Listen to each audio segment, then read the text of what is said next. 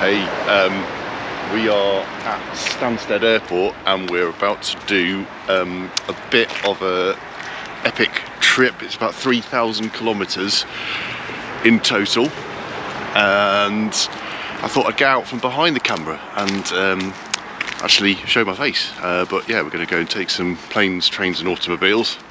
And I brought John, who is one of my sort of partners in crime in terms of what we do. So yeah, we're going to go and do that. So I'll tell you more about the trip when we get to the airport.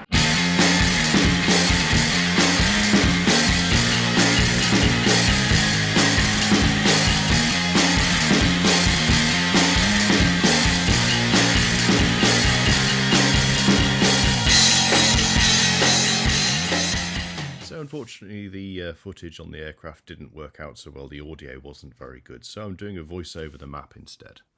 We're starting the journey in Stansted, and we're then flying to Nantes-Atlantique Airport in France, and we're transferring from the airport over to the railway station and taking a train through to Paris-Austerlitz. Paris-Austerlitz, we're going to have a couple of hours there while we wait for the next train, which is a sleeper train going south to the town of Rodez, which is not far from Toulouse. At 6:55 in the morning, we leave from Rodez to go on the next part of our journey to Toulouse, where we've got a short stay there before we take the train south to our final destination, which is Carcassonne, which is also where we'll be flying home from later in the day.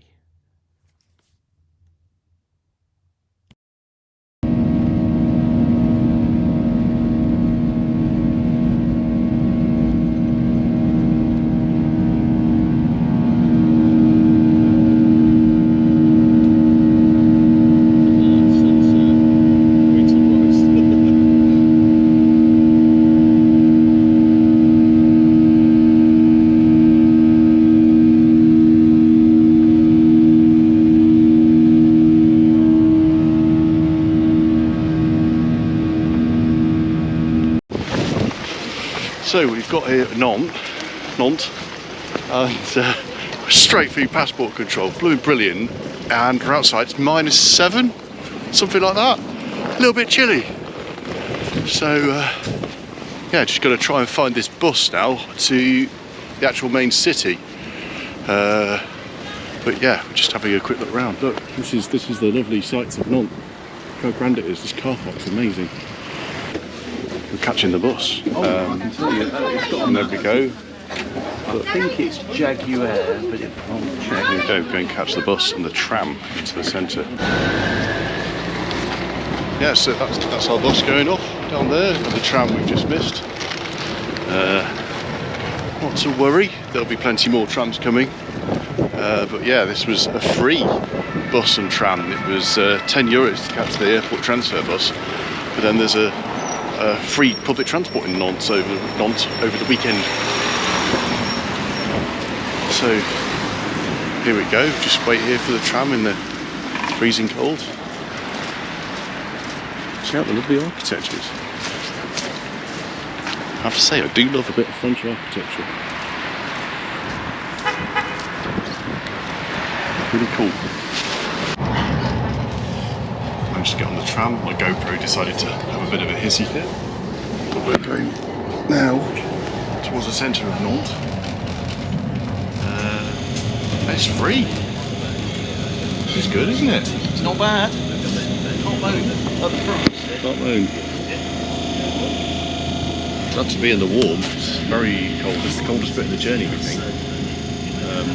Hopefully it just yeah, it gets a bit warmer. Yeah, the Loire.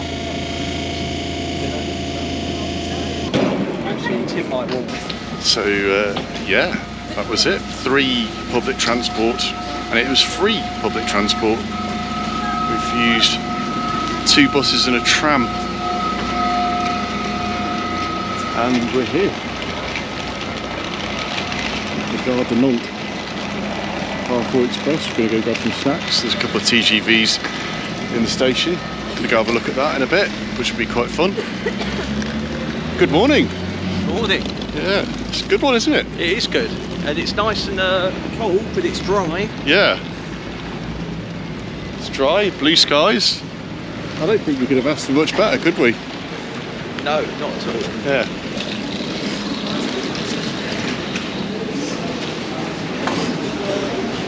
Station. Loco review is born. Here we are, we're at Nantes station, and it is very cold. I think -7, with a little tiny gust of breeze. It makes it feel pretty chilly. Some cool stuff to see. There's a TGV that's just come in and coupled up, and some other trains over there in the yard. What I'll probably do is I'm going to make this video about the trip, and then I'm going to do a separate one of all the trains, so that if you're interested you can go and watch that, but if you're not, then you don't have to worry about seeing too many trains.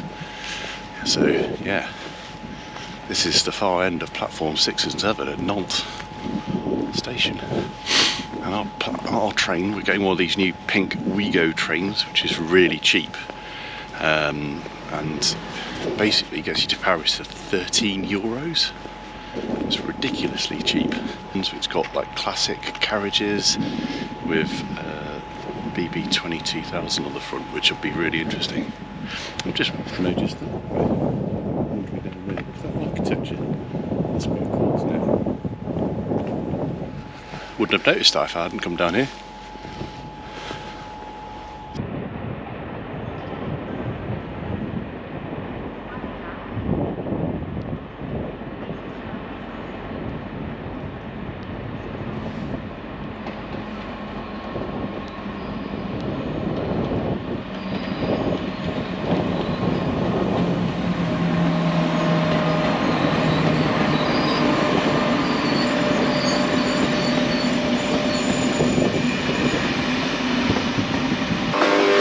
Here we are next to the pink train. This is the cheap Ouigo.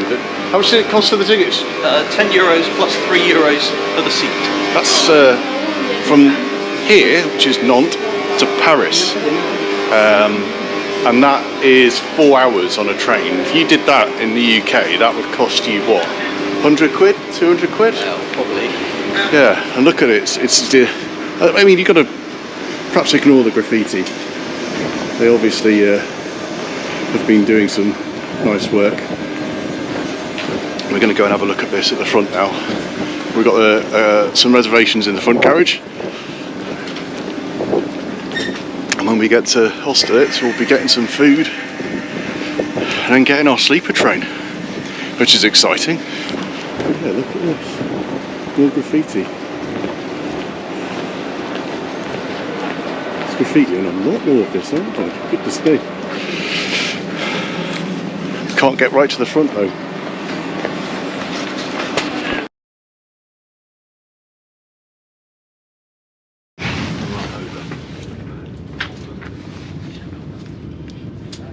N'hésitez pas à vous rapprocher de l'équipage si vous recevez votre billet ou d'un branchement de parcours. Il est évident que lors d'un contrôle, est un régime. Tout bagage avec l'équipe n'hésitez pas à utiliser au maximum la chaque de rangement ou au-dessus de vos sièges et sur les rampes d'extrémité des voitures pour les bagages les mieux. Les espaces violonnés par des écolos pour les bagages doivent se trouver celles de vos pliés sont tolérés. Merci de bien libérer les voies de circulation dans toutes les voitures afin de faciliter le passage de tous. N'hésitez pas à nous solliciter lors de nos différents passages. Nous vous souhaitons à toutes et à tous un excellent voyage. Merci. That one was relatively short.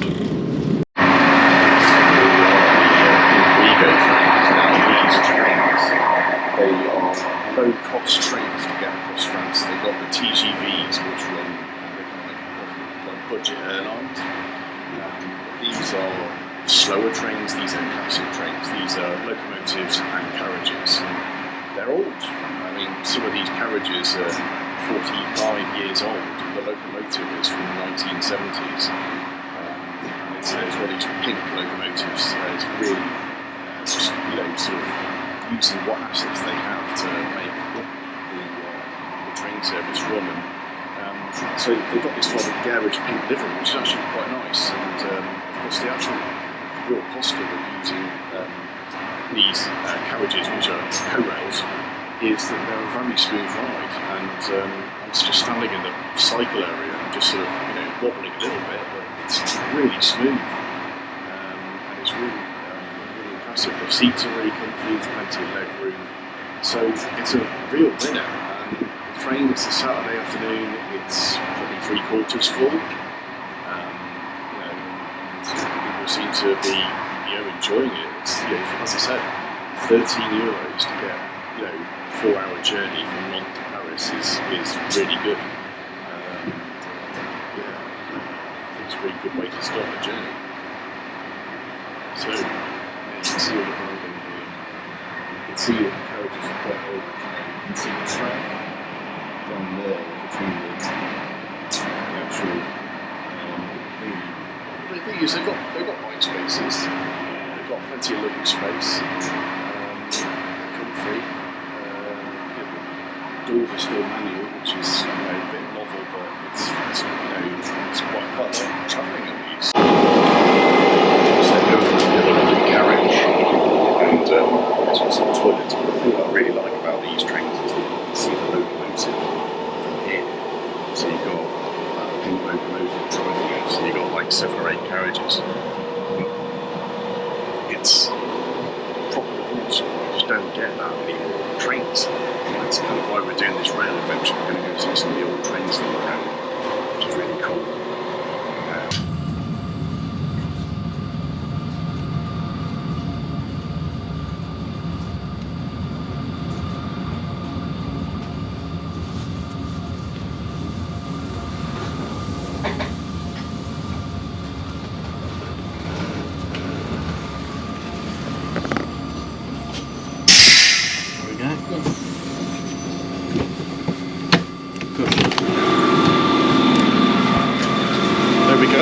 We're at Austerlitz. Had to manually push the door open, which is a classic thing that you get to do. Hey, here's the locomotive. Really good too. Isn't he? Really fast. Bravo, monsieur. There's the Barbie Express.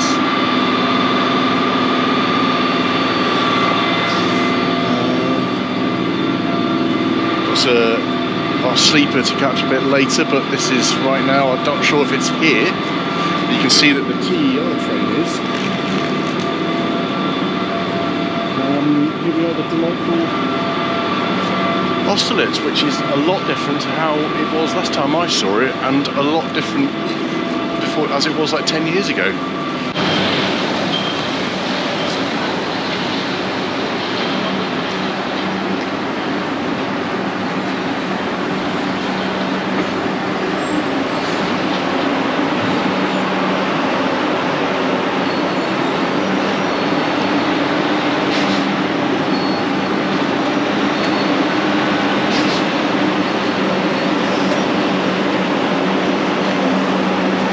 So one of the cool things about locos that they do in France is that they detach from the train and then run around it. They don't do that in the UK so much anymore, hardly at all. They basically have fixed formations. This is like quite a cool thing, and one of the reasons why I really quite like French trains. So getting to see this before it gets extinct is sort of, yeah, it's pretty cool. Makes me a bit excited. And you can see, look, this loco brought that train in. There's another train. It's going to attach to that and it'll take it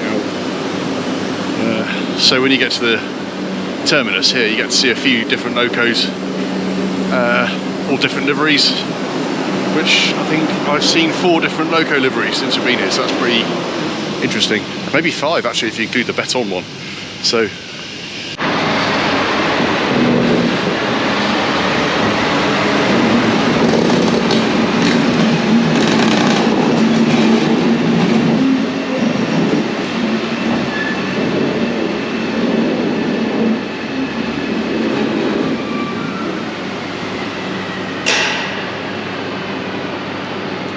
see behind me is all these new modern units, and this is second class.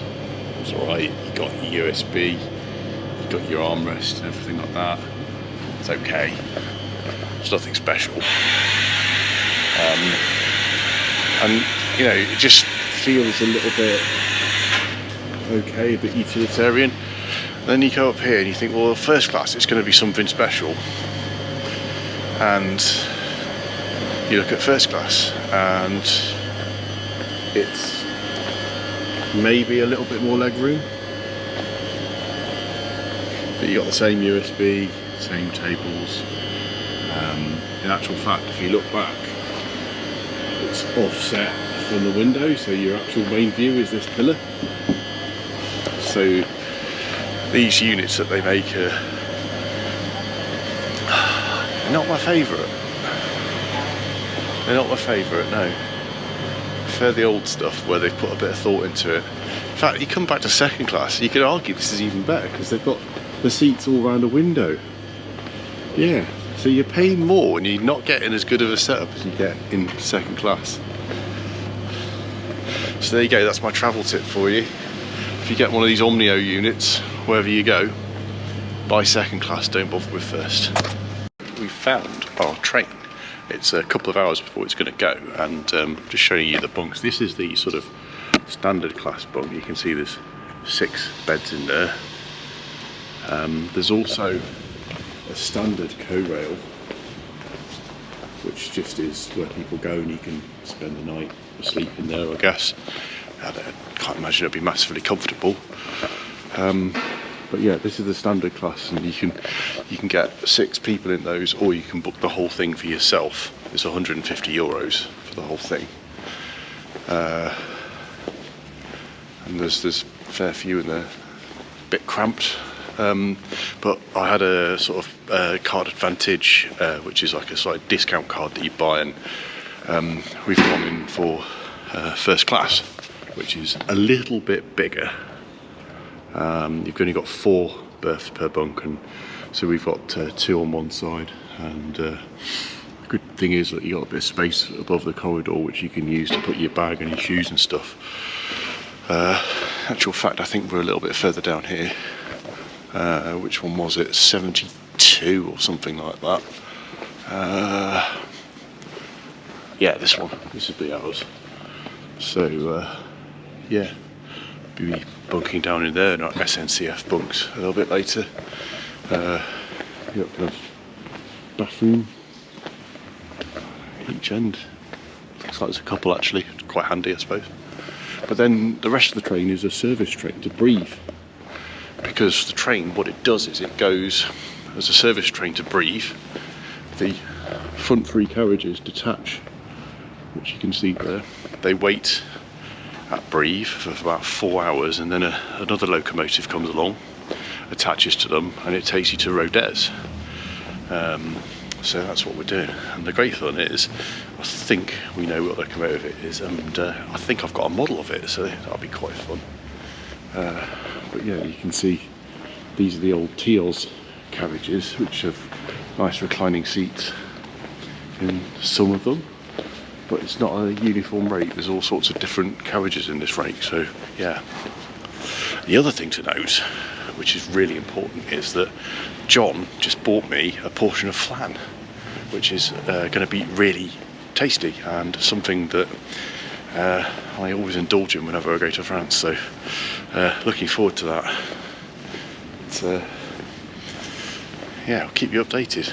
And you can see why it's, as a train nerd, it's really quite an interesting place to sort of come and see stuff.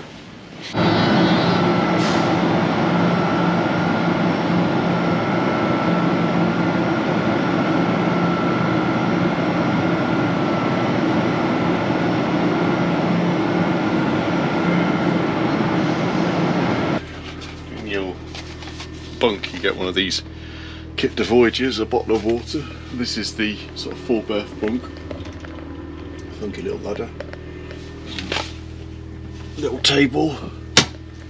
You get a little charging point there, little reading light, only 1 plug, and a little bit of space above there for your bag. So let's have a look, do a bit of an unboxing of this.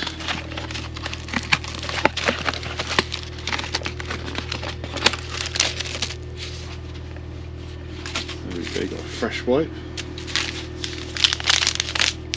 Guess that's That's a tissue. Earplugs. Oh, a mint. And a lovely little sleep mask. That's quite nice, that. Good little kit. And of course you get a pillow, which I think is actually one of the small ones that you need like about 15 of to actually be able to sleep properly. But yeah, hopefully people we're sharing with are not going to be too noisy or rowdy. But yeah, we'll see how it goes.